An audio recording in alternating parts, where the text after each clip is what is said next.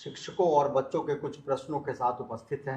आज हमारे बीच शिक्षा के अपर मुख्य सचिव डॉक्टर एस सिद्धार्थ उपस्थित हैं, जो आपके प्रश्नों का जवाब देंगे। मैं आपका हार्दिक अभिनंदन करता हूं, स्वागत करता हूं सर। सर, अब कुछ प्रश्नों के साथ हैं। पहला प्रश्न है सिकेंद्र कुमार सुमन जी का। ये राष्ट्रपति पुरस्कार विजेता हैं, न्यू प्राथमिक विद्यालय तरहनी कुदरा कैमूर से है। इनका कहना है सर कि आधार नहीं होने के कारण अधिकांश विद्यालय बच्चों को वापस कर दे रहे हैं। आधार बनवा के लाइए और तब फिर नामांकन होगा। सर, ऐसे में क्या करना चाहिए? देखिए, हम लोगों ने सभी को बहुत स्पष्ट इंस्ट्रक्शन दिए हैं कि जैसे ही बच्चा अपने क्लास का पूरा कर लेता है, उसे उसके क्लास में एडमिशन कराना है। चाहे उसका आधार नहीं हो, उसका डेट ऑफ बर्थ सर्टिफिकेट, कोई भी कागजात की ज़रूरत नहीं। नामांकन लिखवाएगा और ये टीचर और जिला प्रशासन का काम है कि उसके जो दस्तावेज है, उसका बर्थ सर्टिफिकेट है और आधार है, उसको बनवाना है। किसी भी बच्चे को स्कूल से वापस नहीं भेजना है कि उसका कोई कागजात, आवासीय प्रमाण पत्र, आधार या इवन डेट ऑफ बर्थ अगर उसका बनना नहीं हो तब भी उसको वापस नहीं करना है। ये जिला प्रशासन का काम है। हम लोगों ने समय दिया है उस कागजात बनाने का जी। लेकिन मैं सभी शिक्षकों से अनुरोध करता हूं कि ऐसे कोई भी बच्चे को वापस नहीं करें जिसका दस्तावेज अपूर्ण हो। हमारा लक्ष्य है कि 100% बच्चों का नामांकन विद्यालय में हो और ऐसा कोई भी बच्चा गांव में नहीं घूमे जो विद्यालय में नहीं पढ़ता। एक मिली भटनागर है, प्राथमिक विद्यालय हरदोई टोला बलीगढ़ रूनी सैदपुर की। ये कहती हैं कि गुणवत्तापूर्ण शिक्षा को ध्यान में रखते हुए छोटे बच्चों की कक्षा हेतु दीक्षा जैसे ई लर्निंग प्लेटफॉर्म को बेहतर बनाने के लिए हम शिक्षक क्या कर सकते हैं? देखिए, सबसे पहले जो छोटे क्लासेस हैं जी, उसमें बच्चों को पढ़ाना सबसे कठिन काम। बिल्कुल। देखिए, बड़े कम से कम एक अक्षर ज्ञान तो जान ही जाते हैं, गणित ज्ञान जान जाते हैं। बिल्कुल। लेकिन जो सबसे छोटा बच्चा होता है, जो क्लास 1 और क्लास 2 का बच्चा होता है, उसको पढ़ाना सबसे कठिन काम है। और जब तक आप कोई इनोवेशन और इनोवेटिव और उसके रुचिपूर्ण तरीके से उसको नहीं पढ़ाएंगे, तब तक वो बच्चा शिक्षा ज्ञान ग्रहण नहीं करेगा। तो ये जो प्लेटफॉर्म है, दीक्षा जो प्लेटफॉर्म है, इसमें सभी लोग अपने अपने एक्सपीरियंस शेयर करते हैं, अपने अपने टूल्स शेयर करते हैं और सभी हमारे टीचर्स को भी ये प्लेटफॉर्म, जो भी दीक्षा है और इसी प्रकार के बहुत सारे अन्य प्लेटफॉर्म्स हैं, जहाँ पे छोटे बच्चों के लर्निंग के माध्यम से उसको सिखाना चाहिए और तभी आपकी जो उस लेवल के बच्चों की गुणवत्तापूर्ण शिक्षा पूर्ण होगी। सर, एक सुहानी सिंह है, मध्य विद्यालय अमरपुरी हरनौत नालंदा की। ये कहती हैं कि सर, शिक्षा विभाग के शीर्ष अधिकारी को टीएलएम मेला में शिरकत करते हुए आश्चर्य और खुशी दोनों हुआ। हम सभी ने अपनी अपनी क्षमताओं के साथ प्रदर्शन भी किया। सर, मेला में आकर आपको कैसा लगा और इस मेले की नियति विभाग किस रूप में देख रही है?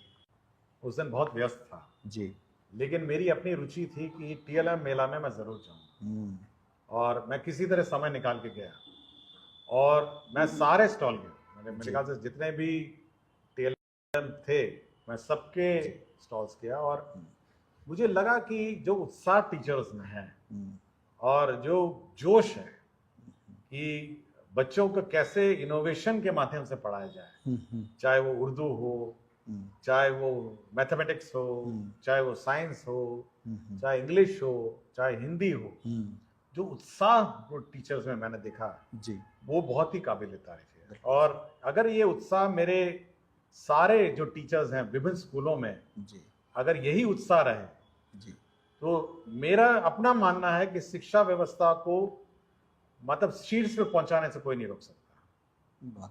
और मैं बार बार कह रहा हूं, मैं एससीईआरटी को भी मैंने कहा कि भाई जो इन्होंने टीएलएम क्रिएट किए जी, उसको आप डॉक्यूमेंट करिए, उनके वीडियोस बनाएं और इसका प्रचार प्रसार सभी स्कूल्स में करें ताकि सभी स्कूल के जो टीचर हैं वो इसका उपयोग करें। बिल्कुल सर। और सभी भाषाओं में था, मैं बहुत ही आश्चर्य था, मतलब इवन उर्दू जैसी भाषा जी, और हिंदी, इंग्लिश, मतलब जो हम सोचते हैं कि केवल साइंस में ही टीएलएम संभव है या मैथ्स में संभव है, तो भाषाओं में भी टीएलएम मैंने देख के मुझे बहुत अच्छा लगा। और मैं सबको बधाई भी देता हूँ जो टीचर्स हैं। मैं समय ज़्यादा दे नहीं पाया उसे, और मुझे दुख है कि मैं ज़्यादा समय दे नहीं पाया। मुझे लगा कि जो ज़्यादा समय मुझे देना चाहिए था, बट मैं उनके उत्साह के लिए उनको बधाई देता हूँ। और ये प्रेरणा वो सभी अपने जब जब गांव में स्कूलों में जाएंगे, और ये भावना और ये प्रेरणा वो अपने इलाके के बाकी स्कूलों में बिखरेंगे, यही मेरी आशा है। बिल्कुल सर। सर आप बहुत खुश भी थी, जो शिक्षक बता रहे थे कि उनके नहीं, मैं लिए बहुत खुश था, मैं बहुत खुश था। जी। और मुझे जोश देख के मैंने पहली बार मैं बिहार दिवस में भी मैंने जोश देखा, बिल्कुल। लेकिन ये तो केवल टीएलएम का जोश था। तो इस जोश को बरकरार रखें हमारे टीचर्स, और शिक्षा में बाकी शिक्षाओं में भी ये जोश भरे। यही मेरी आशा है सभी उस दिन के टीएलएम के जो टीचर्स हैं। एक ऋतुराज जायसवाल है, उत्क्रमित मध्य विद्यालय मोहनपुर समस्तीपुर के। इनका कहना है कि सर, गुणवत्तापूर्ण शिक्षा और जीवन मूल्यों पर आपका फोकस रहता है। अभी ग्रीष्मावकाश के दौरान प्रारंभिक विद्यालयों के बच्चे घर पर रहेंगे, क्या विभाग इस दौरान कुछ सामग्री उपलब्ध करवाने की सोच रहा है जो बच्चों के जीवन मूल्यों में सकारात्मक बदलाव ला सके, साथ ही अभिभावकों को भी बच्चों की लर्निंग की प्रक्रिया में शामिल देखिए, कर इस बार हम लोगों ने सोचा है कि जो समर वेकेशन है जी, हम लोग सभी बच्चों को होमवर्क देंगे, और इस बार तो ग्रीष्म अवकाश भी है जी, हमारे टीचर्स को छुट्टियां भी हैं, तो सभी बच्चों को इस बार होमवर्क मिलेगा जी, और अपने अपने कक्षा के ज्ञान स्तर के अनुसार होमवर्क।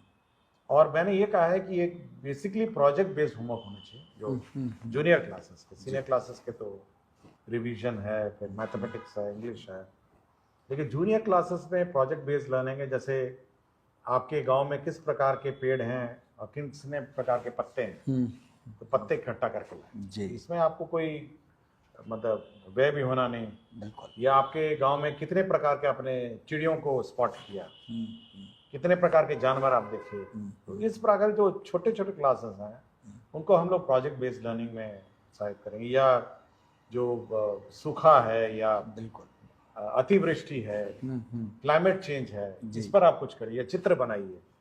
तो इस प्रकार के हम लोग एक्सरसाइज देंगे, और आशा करेंगे कि समाज से जुड़े हुए जो वातावरण से जुड़े हुए और अपने परिवेश से जुड़े हुए जो होमवर्क है उस पर वो ज्यादा ध्यान। एक प्रधान शिक्षक है, मुझे लग रहा है रवि रोशन कुमार, राजकीय मध्य विद्यालय माधोपट्टी केवटी दरभंगा के हैं।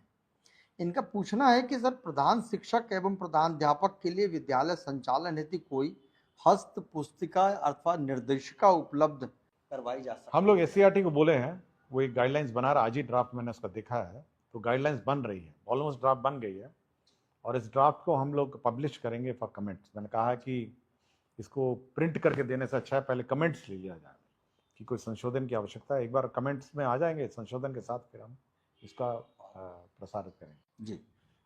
एक दीपिका आनंद है, उच्च माध्यमिक विद्यालय हांसी जलालगढ़ पूर्णिया की। ये कहती हैं कि आज के परिवेश में नैतिक शिक्षा को पाठ्यक्रम में शामिल करना अत्यंत आवश्यक है, क्योंकि शील, विनय, आदर्श, श्रेष्ठता तार बिना झंकार नहीं है। शिक्षा क्या स्वर साध सकेगी यदि नैतिक आधार नहीं है। और बिहार के सरकारी विद्यालयों के पाठ्यक्रम में नैतिक शिक्षा को शामिल नहीं किया गया है। इस पर अपना मत। देखिए, ये सोशल साइंसेस का पार्ट है, और मैंने कोशिश की है कि कुछ नैतिक शिक्षा मैंने कवर्स में भी लगाए हैं जी, मतलब किताब के पीछे वाले कवर, अंदर वाले कवर, उसमें भी मैंने लगाए हैं जी। और मेरा अपना मानना है कि शिक्षा में नैतिक शिक्षा सबसे महत्वपूर्ण है। मतलब कोई मनुष्य जी बिना नैतिकता के अन्य कोई शिक्षा का ग्रहण करता है तो बेकार है। सबसे महत्वपूर्ण है नैतिक शिक्षा, उसके बाद उस क्रम में बाकी शिक्षाएं आती जी। और नैतिक शिक्षा स्कूल से सीखता है, नैतिक शिक्षा वो समाज से सीखता है। तो सबसे महत्वपूर्ण नैतिक शिक्षा है, और मेरा अपना मानना है कि हमारे टीचर्स को भी जब विद्यालय में बच्चे आते हैं जी, तो नैतिक शिक्षा का सबसे पहले जो प्रार्थना सत्र है जी, उसमें नैतिक शिक्षा ही सिखाई जाती है, और नैतिक शिक्षा पर ही जोर है। तो जो प्रार्थना सत्र है उस पर ये जोर डालना चाहिए, और सभी शिक्षक भी नैतिक शिक्षा बाकी गणित है, अंग्रेजी है, भाषा है, ये सब द्वितीय क्रम वाली शिक्षा है। प्रथम तो टॉप में नैतिक शिक्षा है। अच्छे बच्चे बने। हाँ, तभी देखिए समाज उसी से चलता है। बिल्कुल। समाज आपके केवल गणित और भाषा से नहीं चलता है या साइंस से। जब तक नैतिकता नहीं रहेगी ज्ञान से, ज्ञान अगर नैतिकता के साथ नहीं चलेगा तो उस ज्ञान का कोई अर्थ नहीं। बहुत बहुत बहुत लाभप्रद है सर। कि अंजू कुमारी हैं गोंडवा पोआरी उच्च विद्यालय से, ये कह रही हैं कि शिक्षा के क्षेत्र में बिहार में महिलाएं काफ़ी अच्छा कर रही हैं। तमाम शैक्षणिक परीक्षाओं के परिणाम सही टीएलएम मेला इसका जीता जागता उदाहरण है सर। मेरा अनुमान कहता है कि टीएलएम मेला में 80% महिलाएं थी। जी बिल्कुल बिल्कुल। संख्या में बेशक कम हो सके, मतलब जी टीचर्स में 50% है और 35 से 40 है, बट टीएलएम मेला में 80%। बिल्कुल। तो इनका यही सवाल है कि फिर भी ऐसे बहुत सारे क्षेत्र हैं जहां लड़कियों की सहभागिता बहुत कम है, जैसे घुड़सवारी, फोटोग्राफी, एरोप्लेन चालक, तैराकी इत्यादि। क्या इस पर भी विभाग कुछ सोच सकती है? देखिए, इसकी अपने रिसोर्सेज की सीमाएं हैं जी। और कोशिश जरूर होनी चाहिए जब जब मौका मिले तो ये सब में मतलब पार्टिसिपेट करना चाहिए, लेकिन अपने रिसोर्सेज की भी सीमाएं हैं। कोशिश तो करनी चाहिए। बिल्कुल सर। एक अभी सर आपने भ्रमण किया है बीहट विद्यालय मध्य विद्यालय के लिए, तो उसके संबंध में एक प्रश्न है कि अभी आपके द्वारा मध्य विद्यालय बीहट भ्रमण किया गया है, आपको कैसा लगा? और एक विद्यालय में वो प्रमुख 5 चीजें क्या होंगी जो आप सबसे पहले देखना चाहते हैं? देखिए, वो गांव बहुत ही महत्वपूर्ण और बहुत ही इम्पोर्टेंट गांव है जी। और कुछ मेरे मित्र आईपीएस जो हैं उसी गांव से अरे वाह, ताल्लुक रखते हैं। हाँ। तो मुझे उस गांव में जाने का इच्छा थी कि इस गांव जी। में, तो मुझे लड़कियों ने बुलाया था जी। और लड़कियों के बुलाहट पे मैं गया था। मतलब इनविटेशन लड़कियों का था, लड़कियों ने सीधा तो मुझे भेजा नहीं था, तो गोल घुमा के कहीं घूमते घूमते इनविटेशन आया था। लेकिन जो लड़कियों में जो जोश था और जो उत्साह था पढ़ने का और स्पोर्ट्स का, वो मतलब बहुत ही अव्वल दर्जे का था। मतलब वेट लिफ्टिंग चाहती थी सीखना, कुछ रनिंग के लिए कोच चाह रही थी और कुछ मतलब क्रिकेट, फुटबॉल, मतलब बहुत सारे मतलब जी उत्साह था जी। और जो आर्ट कल्चर और मतलब जो टीचर का। और मैंने एक और चीज देखा कि जो टीचर्स थे, विशेषकर मैं एक महिला टीचर थे, एक पुरुष टीचर थे जी, जो कमिटमेंट था कि बच्चे हमारे सीखें, बच्चे हमारे उच्च स्तर की पढ़ाई देखें, तो वो कमिटमेंट मतलब नोटिसेबल था। अरे वाह। और स्कूल का अपना ई मैगजीन भी था, प्रिंट मैगजीन भी थी और उन्होंने एग्जीबिशन लगाया था। तो मेरे ख्याल से हमको नहीं लगता कि बेगूसराय में मतलब प्राइवेट स्कूल उस तरह का होगा। अरे वाह। लोगों ने कहा बहुत सारे प्राइवेट स्कूल के बच्चे छोड़ के आए। जी जी। और बच्चों को दुख भी था कि वो पास आउट हो रहे थे। उन्होंने मुझे कॉन्वोकेशन के दिन बुलाया था कि सर अब 8th तो पास आउट हो गए, 9th 10th 11th 12th वाला स्कूल भी ऐसा ही होना चाहिए। तो मैंने डीओ को कहा है कि स्तर में गिरावट नहीं होनी चाहिए, मतलब हमको ये मेंटेन करना चाहिए और हमको निराश उन बच्चों को नहीं करना चाहिए कि 9th and 10th 11th 12th इससे कोई कम हो।